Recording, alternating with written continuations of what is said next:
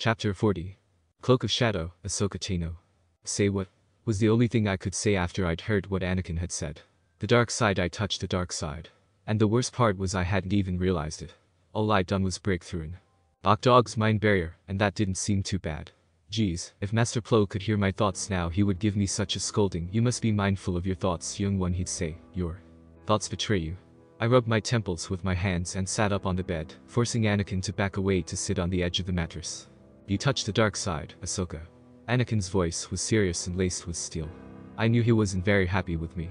What you did was out of aggression and arrogance. You thought you were invincible and able to do anything, but you're not. Trust me, I figured this out the same way you did. That's probably why the Force wanted it to be your first lesson, just like it was mine. Lesson? I mumbled, rubbing my eyes to help them adjust to the different lighting. I thought these were challenges. Don't change the subject, Ahsoka. Anakin continued. I think you need to learn how to use automatic meditation. You mean that thing where if you get angry you automatically meditate and get rid of it? I asked. Doesn't that happen anyway? Only in small doses. And that was most definitely a reason for you to learn it, because arrogance is supposed to be my fatal flaw. I won't pass it down to you. I frowned. How do you know what your fatal flaw is? I asked curiously. All the Jedi elders say that a person can't know their fatal flaw until they've overcome it. How can you know yours? 2 words, snips. Anakin said pointedly. And I think you know what those 2 words are. I made an exasperated face. Force wielder. I grumbled. Exactly. Now, we're going outside to meditate and all of those things that I hate doing unless there's something I seriously need to do. Anakin disappeared from the tent and I dropped my head back onto the pillow in exasperation. Yep, this was going to be the longest camping trip of my life. You aren't relaxing enough, Ahsoka. Anakin scolded me for the 22nd time since we'd started meditating. But the grumble about pushy Force wielders, I made myself relax as much as I possibly could, without using the Force to put myself to sleep. We've been meditating for an hour and a half now, but I couldn't figure out anything that was different from the usual meditating I had to do on a daily basis at the Jedi Temple. So far it was just the calmness of the Force and all of that. In fact, I could make out one tiny difference. I could still hear Anakin and feel annoyed by his constant nagging of how unrelaxed I was. Maybe being able to hear and feel things outside of my meditation was a perk of being a Force wielder. Now? Okay, now place your mind in the meditative state. Anakin explained, though I was having trouble seeing how those instructions would help me. Once you've done that, push it to the back of your head and you'll be meditating even when you're doing other things such as playing games and all of that stuff. I rolled my eyes without opening them and tried to do as he said. I put my mind in a calm and clear state and then tried to put it at the back of my head, which I figured was pretty much impossible. How was I supposed to do anything if I'd pushed my mind to the back of my head? I felt a strange tingling sensation, like the beginning of pins and needles but without the pain, and opened my eyes. I didn't feel any calmer or better, like Anakin said I would be, and looked to him for guidance. He was staring at me with his eyebrows and his hairline, and his eyes themselves were glowing white for some reason. I couldn't look right at them without squinting. I said awkwardly. What are you doing?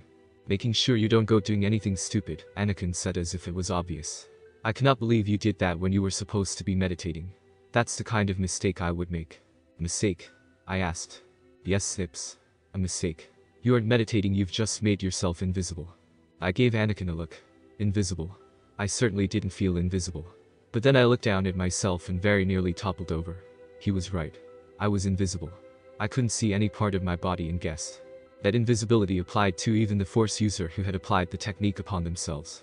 I vaguely remembered Master Yoda saying that in order to sustain a unique Force technique, such as turning yourself invisible, you had to maintain concentration and control.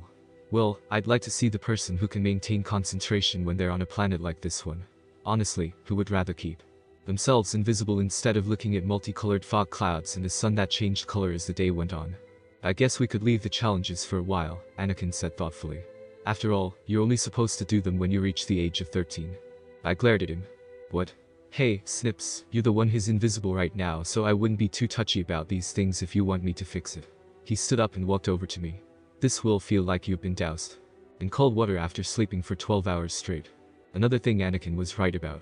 He waved his hand and I cringed at the sensation. Being woken up by cold water after a long sleep. Horrible. Even when it's just the feeling of it without the actual sleepiness. I spluttered and cringed before giving him my very best evil look. You know, the kind of look that says you do that again, and I'll rip you to pieces. Something that naughty kids get from their mothers if they spill milk on the rug even though it's hardly their fault they were given a glass when running around the room. Anyway, it felt downright horrid, and I made a mental note to permanently mean Anakin if he even tried to do it again. Hey, don't look at me like that, Snips. Anakin said with a cocky half-smile. I warned you. Yeah, like, half a nanosecond before you did it, I protested. You mean to say that you dragged me all the way out here for challenges which I don't have to do for another 2 years? Actually, it's more like a year and a quarter. I cut him off by using the force to throw him in the pool just to my right. Now I'll admit, it was funny to do that to him. More than funny, it was just about one of the best decisions I've ever made in my life. But I stopped laughing when he emerged and gave me his own evil look, which was 20 times worse than mine. If he'd been an evil Sith hell-bent on vengeance for someone killing his mother, he might have looked darker, but since he wasn't, I guessed I must have ticked him off in my own special way. He got to his feet and stood glaring at me with his fists clenched. I shifted about uneasily. You? He spoke through a clenched jaw and gritted teeth. Didn't I warn you about the dark side? It was just having fun. Yeah, I know. He didn't look like he did. You know what else is fun to do, Ahsoka? I felt the force swirling around him and knew he was about to do something big. But then, whoosh. Arg. Yuck. Yes. Gotcha, Snips. I picked a piece of kelp off of my leku and glared at him. Honestly, who gains their payback for being thrown in the water by lifting up an entire stream and throwing it at their victim? Seriously. I was beginning to contemplate his death in a number of excruciatingly painful ways when something began to beep, and he looked at a small device on his wrist. It wasn't a chrono, and it was flashing red, which made Anakin go so pale he might have been a ghost. Criff, he muttered. Criff, criff, criff, criff, criff. What? I asked. What is it? Harmonian Bull. Anakin explained. He flicked his wrist, and the camping tent disappeared, leaving behind nothing. We've got to go. Now. But wait, I tried to keep up as he grabbed my arm and started pulling me along. What is an Harmonian Bull? You ever hear of a crate dragon? Yeah. It's twice that size, breathes ice and is made of stone. Anakin stopped to give me a serious look. Do you want to stay and take it on? I shook my head. Good. Let's get going. At first I thought that we weren't going to be bothered by this Harmonian Bull, since Anakin could navigate through unknown forests as if they were his own home, but I turned out to be wrong. We'd almost made it too clearly where the Star Dragon could pick us up when something roared so loud I had to stop running and place my hands over the spaces, which allowed me to hear to stop myself from going deaf. There was rumble through the ground, and suddenly a dozen trees were flung free from the ground, roots and all, to reveal something that I knew I would never forget. Anakin's description had been so basic it didn't strike fear into my heart like the actual thing did.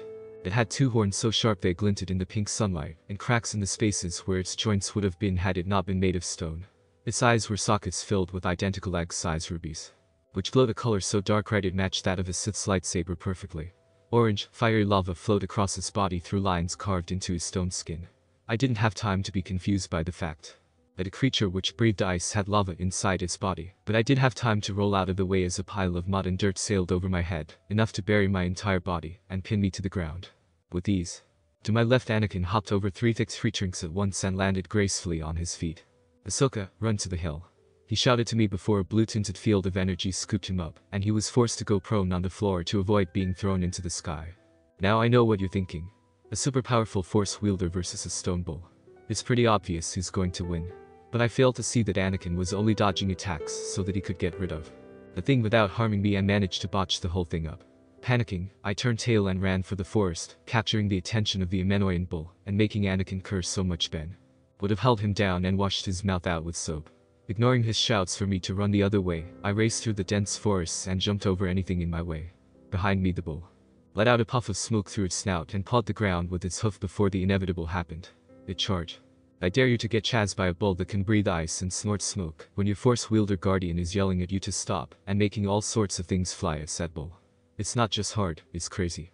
I ran as fast as I possibly could to stay ahead of the charging beast, which was not something I'd learned at the Jedi temple. Common sense was not to get in the way of a charging animal because it will always be faster than you are. Well, I didn't have a lot of common sense left. I slid under a fallen log, hopped over a puddle of what must have been acid, and used the force to throw an entire waterfall at the bull. Before I finally slipped on a lake of ice and came to a stop lying on my stomach. Inside my head I was raging. What planet had an ice lake in the middle of a lukewarm forestation area? Honestly. The bull roared and reared up on its hind legs, unusual behavior, before preparing to charge again. I looked around for something, anything to help me, when the answer came directly behind me. Another lava fall which was hot enough to melt the stone around it was directly behind me. I felt a plan beginning to form in my head. With effort, I pushed myself up into a crouching position and summoned up as much courage as I could muster. The bull tilted its head down, pointing its horns towards me, and charged just as Anakin appeared, and went as pale as a piece of white paper when he saw what was going on. I waited until the last second before throwing myself to the side and getting caught in Anakin's force hold, which yanked me to safety. The bull was not so lucky. It rammed itself straight into the lava fall, just as I had hoped, and began to melt almost immediately. It roared flames of ice which clung to the ground before melting into water and evaporating as the lava lashed at its body. After a 10-second tossing and turning frenzy, it stopped moving, and the lights in its body disappeared like they'd been switched off. The carcass disappeared into a bundle of melted rock, and the smell of burning. I realized that I was floating shortly afterwards, looking down at myself and seeing that I wasn't standing on anything, and looked like I was lying on something invisible. I sighed in relief and went limp as I tried to relax. "Ahsoka," a tight voice hissed from just above my head. I opened my eyes to meet Anakin's outraged ones. "What the hell were you thinking?"